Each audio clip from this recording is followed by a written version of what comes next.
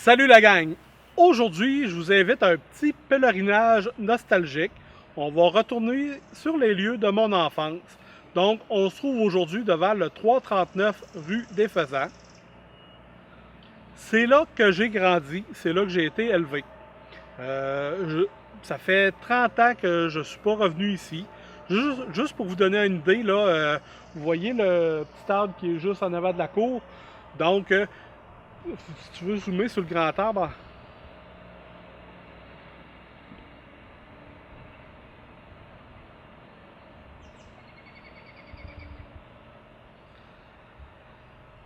donc, quand j'étais jeune, ce grand arbre-là avait cette grosseur-là. Donc, ça vous donne une idée de ça fait combien de temps que je suis pas venu. Euh, on va se promener un peu dans les rues. Je vais arrêter devant, ralentir devant quelques maisons. Je veux pas que le monde appelle la police en voulant dire que je suis un pas fin et que je cherche à faire des mauvais coups. Je vais nommer quelques noms, des gens, des amis que j'ai connus dans ces années-là. J'espère que vous allez être nommés dans le vidéo. Sinon, je m'excuse, je vous ai peut-être oublié ou peu importe. Mais restez à l'écoute pour écouter le vidéo. Ça devrait être intéressant. On va aller se promener aussi dans le bois qui est juste à côté. C'est là qu'on a fait nos premiers camps dans le bois. C'est là qu'on a appris à aimer la nature. Donc, ça devrait être intéressant. J'ai hâte de voir comment c'est en haut de ça parce que ça ne ressemble pas du tout à ce que c'était quand je restais ici. Donc, on commence ça tout de suite. On se fait un petit générique. Profitez-en pour vous abonner à ma chaîne. Puis, c'est parti!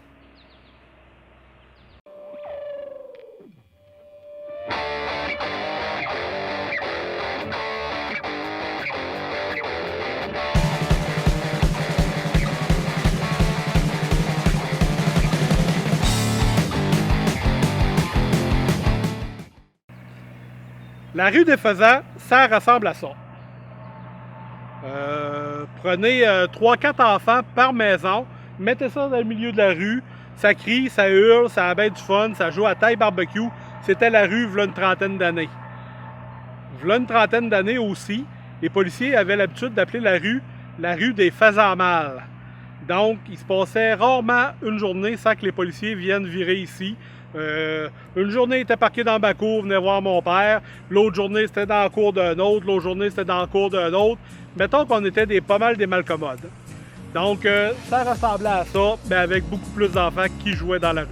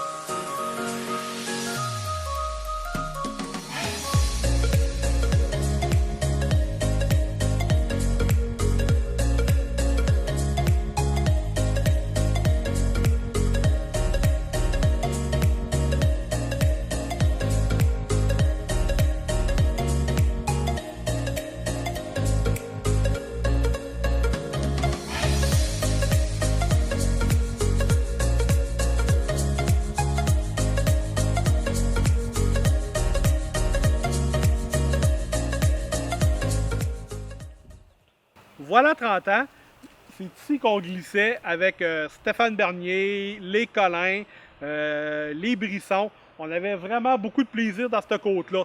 C'était une côte qui était quand même assez à pic. On aimait ça se faire des steps, pouf, des jumps là-dedans. On aimait pas mal ça. Le seul hic, puis dans ce temps-là, ça ne nous dérangeait pas vraiment, c'est que dans le bas de la côte, juste à côté, c'est la rue qui passe.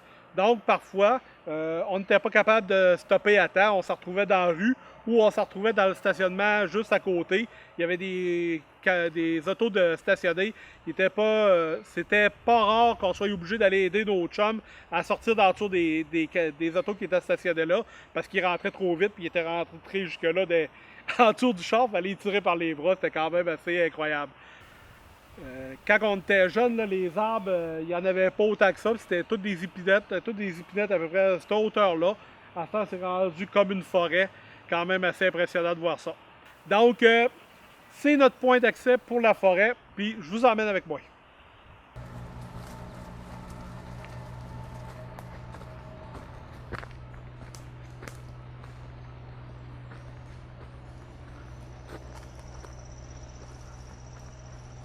Approche-toi un petit peu, peut-être. Avant, quand on glissait, là, c'était vraiment une ligne droite. Ça montait jusqu'en haut. Hein. Maintenant, ça bifurque un peu. Et les arbres de chaque côté, c'était toutes des épinettes. Probablement que ces épinettes-là, là, c'était là quand on glissait. Puis c'était pas aussi clairsemé. C'était pas aussi clairsemé le bois. C'était vraiment des épinettes toutes collées.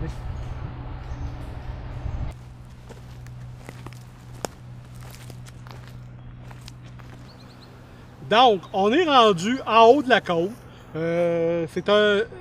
Dans ma mémoire, c'était quand même un très grand champ. Là, c'est rendu comme un petit mini-champ. Si tu veux faire peut-être un tour, André.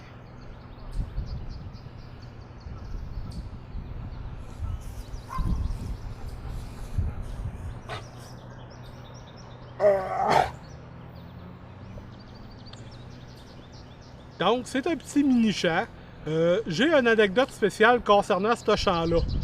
Quand on était plus jeunes, moi et une couple de chums d'amis, comprenant ma soeur Nancy, on était venus ici dans le champ se faire un petit feu là, au début de l'été. C'était sec à terre. Donc, on commençait à pratiquer un peu notre vie en forêt. Puis, je m'étais fait un petit feu. Ma soeur, ça faisait pas son affaire pour X raisons. Je me souviens plus exactement pourquoi. Mais elle a décidé de faire elle-même son petit feu un peu plus loin. Donc, elle a pris une branche dans mon feu et elle l'a emmené un petit peu plus loin. Sauf qu'elle n'avait pas protégé le tour de son feu avec des roches. Donc, qu'est-ce que ça a fait? Ça s'est agrandi. Mais elle était contente, son feu était plus gros que le mien. Sauf que quand on s'est rendu compte que c'était comme rendu 20 par 20, elle s'est mise à crier. Là, je me suis comme réveillé. Qu'est-ce qui se passe là? Elle est partie en courant vers en bas. J'ai ramassé une grosse planche. Puis j'ai comme éteint le feu. Quand j'ai eu fini de l'éteindre, ça avait peut-être rendu une superficie de, mettons, 50 par 50 pieds. Les pompiers sont arrivés. Ma soeur est descendue en bas. Elle a appelé les pompiers. Les pompiers sont arrivés. Il n'y avait plus rien d'allumé. J'avais les sourcils brûlés, les cheveux brûlés aussi. Ils m'ont posé des questions. J'ai dit, ah, c'est des gars qui sont venus dans le bois. Ils se sont sauvés. Je les ai juste vus de même. Ben, maudit Colin. 3 mois après, ma soeur recevait une médaille de la ville de Rimouski pour acte de civisme. Une belle petite médaille. Puis moi, j'ai rien eu, baptême. J'y en veux encore depuis ce temps-là. Donc, c'était une petite anecdote concernant ce champ-là. On devait avoir 12, 14, 13 ans dans ces eaux-là. Là, ma soeur est 4 ans plus jeune que moi. Donc, mettons que j'avais 12, elle avait 8. Donc, c'est des trucs de jeunesse.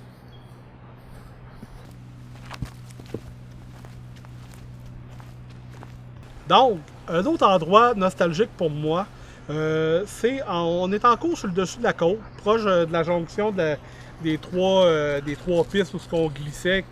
On était à la jonction de celle qui donnait en arrière de chez nous. On aimait ça venir ici dans Tal d'Épinette pour se faire des camps. Comme vous avez pu le voir, là, il y en a encore qui viennent ici faire des camps. Mais les épinettes ont beaucoup grandi depuis le temps.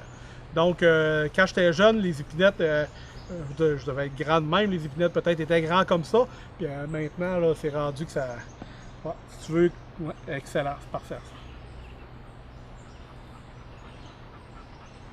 Donc, c'est un autre endroit plein de souvenirs. Donc, là, on recherche la troisième trail de glissage. Il y a vraiment beaucoup d'arbres. Normalement, ma femme était dans ce coin-là, donc on la cherche.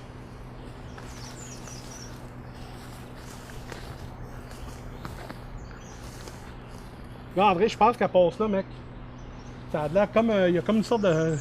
Oui, Il oui. a l'air de chemin bizarre. Viens, on continue de faire, on trouverait ça.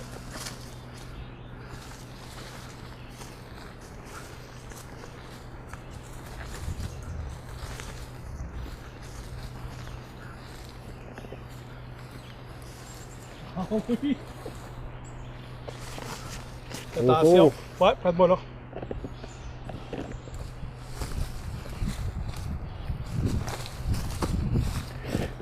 Oh, c'est plus clair, cette là. Là, fais juste le mettre là, peut-être. Donc, ici, vraiment, là, c'était vraiment la principale trail de glissage. On glissait, c'était quand même assez long. On startait sur le dessus de la côte, sur le dessus de la butte, puis on glissait peut-être pendant, mettons, 250 mètres. On n'avait pas besoin d'aller dans les autres côtes en ville. Nous autres, on avait notre propre côte, la rue des Faisans, puis c'est ici qu'on glissait. Comme vous voyez, là, il y a beaucoup d'arbres qui a grandi. Là, de ce côté-là, c'est encore une petite plantation d'épinettes. Peux-tu pogner, tu vois-tu jusqu'en bas, style?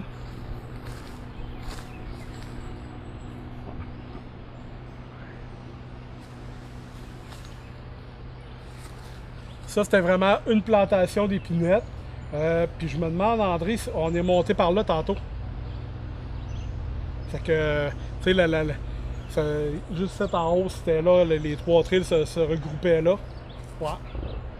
Ici, on a glissé en baptême. Puis pas du glissage à peu près. Là. Nous autres, on arrivait ici à 4h30 après l'école, 4h.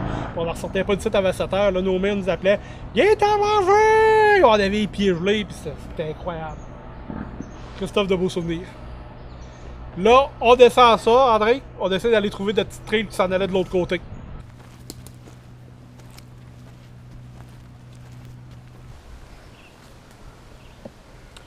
Donc, on était à la recherche du petit sentier là, qui permettait de passer de la côte jusqu'au champ de baseball, pour ceux qui s'en souviennent. Là. Je me souvenais qu'il y avait un petit ruisseau qu'il fallait traverser, mais je me souvenais pas qu'il y avait un pont. Puis, on vient de trouver comme un morceau de venir ici à terre. Là. Ça n'a pas de l'air jeune. C'est-tu... Ah, ça va être beau, ça. Un chien dans la boîte. Hein? Ah, il va être propre en bataille. Donc, ça date-tu des époques où on est ici? Je suis pas sûr à 100%. Mais en tout cas, ça n'a pas de l'air jeune. C'est très... c'est immonde, ça a l'air pas mal pourri. Peut-être ça peut dater de notre époque, mais en tout cas. Donc, on est en route vers un champ de baseball.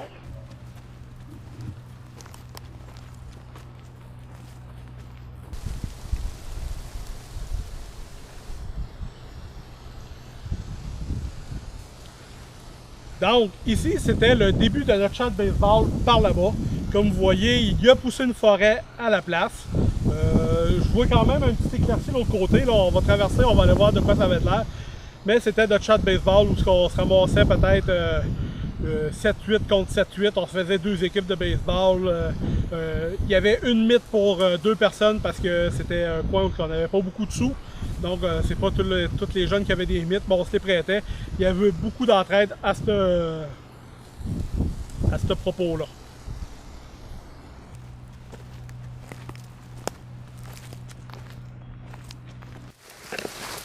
Ah ouais!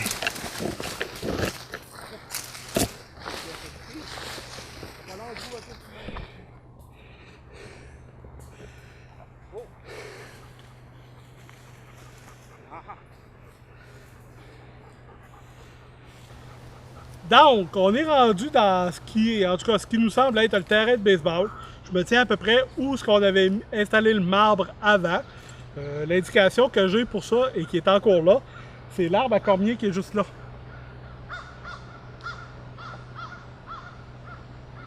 Ça, à tous les automnes, là, fin été, début automne, il y a tout le temps plein de cormiers là-dedans, il y a tout le temps des corneilles, c'est quand même le fun. Et le champ là, allait probablement jusqu'aux gros épidètes que vous voyez là-bas. Là. Ça, c'était notre champ extérieur. Tout ce qui est de petits arbres qui a poussé par après, là, tout ce qui est de feuillus, là, c'était pas là dans le temps. Quand on était jeune, il y a 30 ans, en arrière du champ de baseball, là, le bois qu'on vient de traverser, ça n'existait pas. Donc, de l'endroit où je me trouvais, on pouvait voir la maison à Annie Thériault, qui était juste en bas du champ.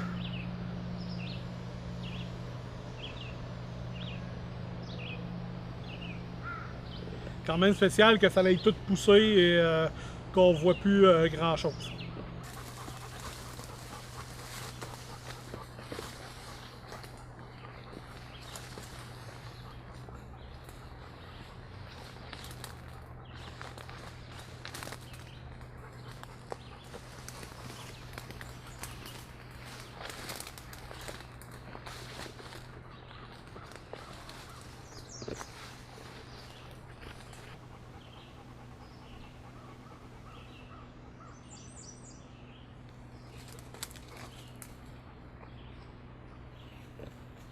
Donc, petite anecdote spéciale sur l'endroit ici.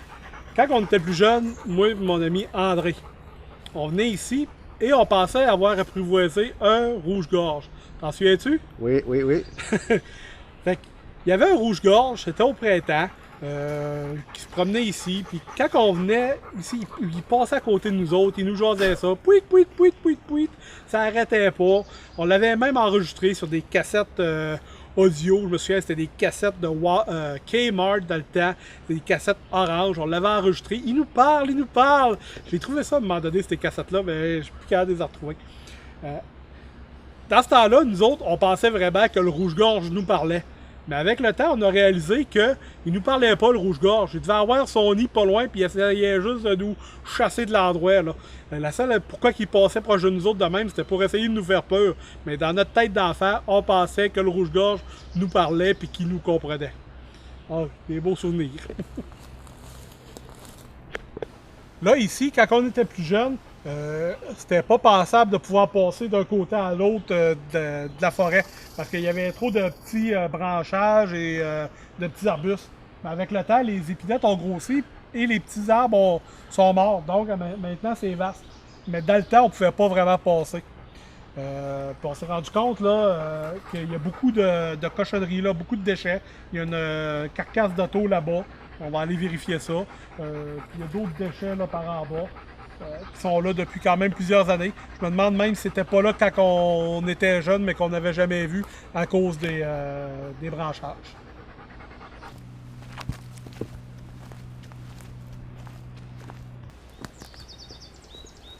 Hey, c'est pas jeune ça là. Mm-hmm.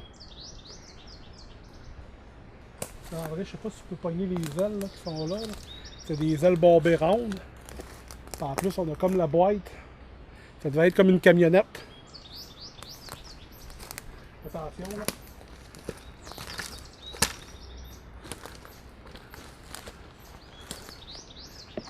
Oh.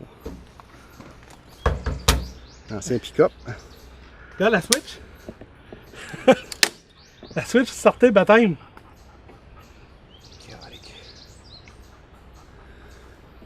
C'est pas jeune.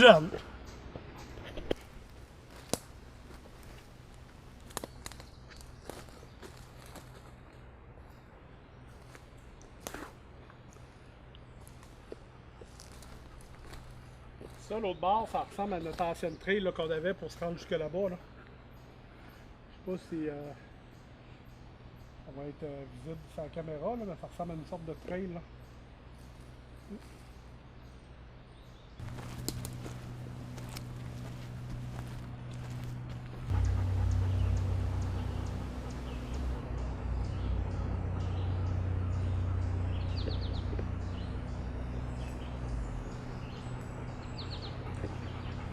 Un petit mot de la fin. J'espère que vous avez apprécié la vidéo.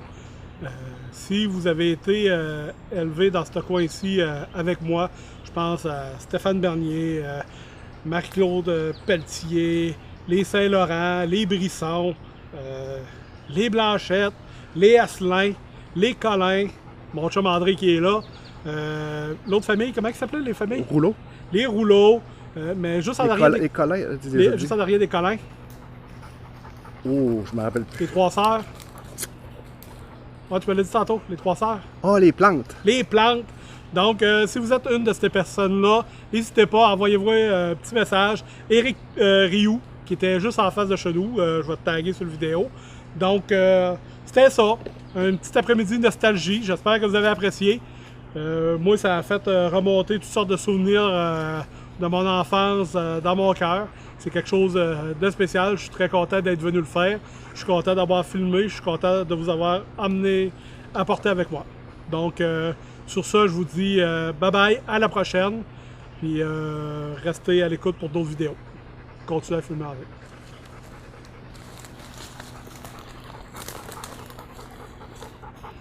Tu peux comme tourner par là-bas, puis on va arrêter ça de même.